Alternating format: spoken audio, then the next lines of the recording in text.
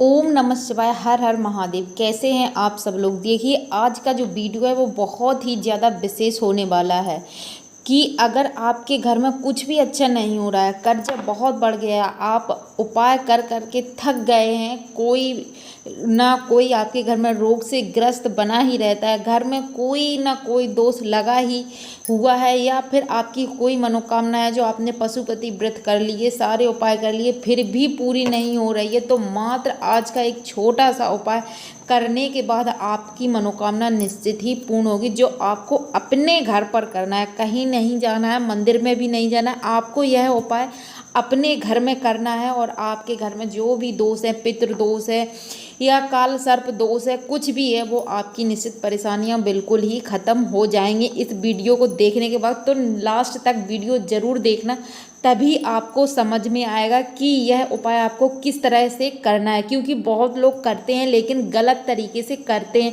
पूरी जानकारी नहीं लेते हैं और आधी अधूरी जानकारी के साथ उपाय करते हैं, तो उसका फल उनको नहीं मिलता है। तो वीडियो लास्ट तक जरूर देखना। यह उपाय या तो आप प्रदोष के दिन करिए, या शिवरात्रि के दिन करिए, या सोमवार के दिन करिए। तो आपको क्या करना है, थोड़ा सा लेना है गंगा जल और एक कटोरी लेना है। यहाँ पे ध्यान रखें, कटोरी है जो आपको स्टील की नहीं लेनी है, क्योंकि स्टील में लोहा होता है, तो स्टील की कटोरी बिल्कुल नहीं लेनी है। किसी अन्य धातु की कटोरी, तांबे पीतल की या अष्टधातु की कटोरी लेनी है। और लेना है हमें गंगा जल। अपनी हथेली में गंगा जल लेना है और अपनी जो आपके घर में तुलसी माता का क्यारा है वहाँ बैठ जाना है। और जिस तरह से आपको दिखाया बस इसी तरह आपको यह उपाय करना है। कटोरी में 5 से 7 बार हथेली में गंगा जल लेते हुए आपको इस कटोरी में समर्पित करना है। ध्यान रखें, तुलसी के क्यारे में नहीं डालना है। ध्यान से समझ लिए किस तरह यह उपाय करना है। पहले हमने एक कटोरी ली, कटोरी हमें तुलसी के क्यारे के पास रख देना है, तुलसी माता को प्रणाम करना है। और उसके बाद अपनी हथेली में थोड़ा सा गंगा जल लेते हुए अपने पितरों का हमें ध्यान करना है, स्मरण करना है। उसके बाद काशी विश्वनाथ के महादेव के नाम से कटोरी में हमें यह गंगा जल छोड़ देना है।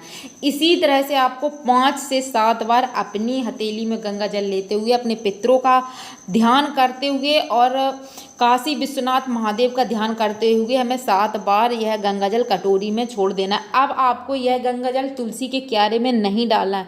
यह गंगा जल की जो आपकी कटोरी है, यह गंगा जल आप या तो आप मंदिर जाइए, शिव जी के मंदिर, या तो शिव जी के ऊपर इससे अभिषेक कर दीजिए, शिव जी को समर्पित कर दीजिए, या फिर आप यह गंगा जल किसी भी पीपल के वृक्ष की जड़ में, या बरगद की वृक्ष की जड़ में, या फिर आंवला, अगर आंवले का वृक्ष आपके आसपास है तो उसकी जड़ में समर्पित कर दीजिए। इन 3 वृक्षों में से किसी एक में भी हम समर्पित कर देंगे। अगर आपके घर के पास ये तीनों वृक्ष एक साथ लगे हों, जिसे त्रिवेणी बोलते हैं, तो उसमें साक्षात पितरों का वास माना जाता है। गुरुदेव बताते हैं कि आंवला, पीपल और बरगद, इन तीनों वृक्ष, ये तीनों वृक्ष अगर कहीं भी एक साथ लगे होते हैं तो वहाँ निश्चित पितरों का वास होता है। अगर ऐसा कहीं आपको तीनों वृक्ष एक साथ मिल जाए तो बहुत ही उत्तम है यह जल समर्पित करने के लिए।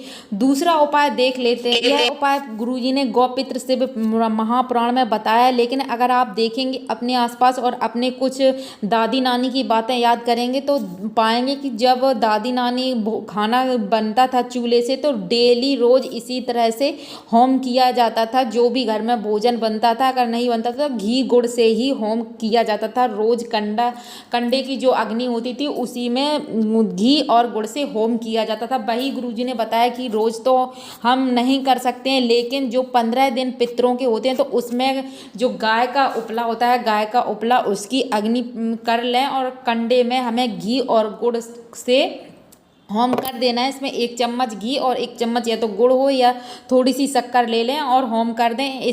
यह जो आप करते हैं होम, यह निश्चित आपके पितरों को इसकी सुगंध मिलती है और पितृ आपके प्रसन्न होते हैं। और इसकी सुगंध आपके घर से पितृ दोष, वास्तु दोष, जो भी दोष हैं, इस होम से, इस हवन सामग्री से जो आप करते हैं, तो आपके घर में सुख शांति बनी रहती है और आपके घर के जो भी दोष हैं वो समाप्त हो जाते हैं। जो गुरुजी ने बताई, बहुत अच्छी बात बताई, क्योंकि कहीं ना कहीं हम जो हमारी संस्कृति है या हमारे जो पुराने लोग जो करते थे वो सब हम कहीं ना कहीं छोड़ते जा रहे हैं और हमारे यहाँ परेशानियाँ बढ़ती जा रही हैं। अगर आप अपने थोड़ी पिछली बातें याद करेंगे, अपनी मम्मी अपनी दादी नानी की बातें याद करेंगे तो क्या होता था कि पहले हर दिन चूल्हे से खाना बनाया जाता था और चूल्हे की जो कंडा होता था तो उसी में हम भी देखते थे, मेरी दादी और मम्मी भी करती थी ऐसे ही कि उसमें घी और जो भी भोजन बनता था उससे ज़रूर होम किया करती थी। तो दोस्तों, अगर आप सबके घर में भी इस तरह से होम पहले आपकी दादी नानी या मम्मा किया करती थी तो कमेंट में ज़रूर बताना कि किस किस के घर में इस तरह से होम होता था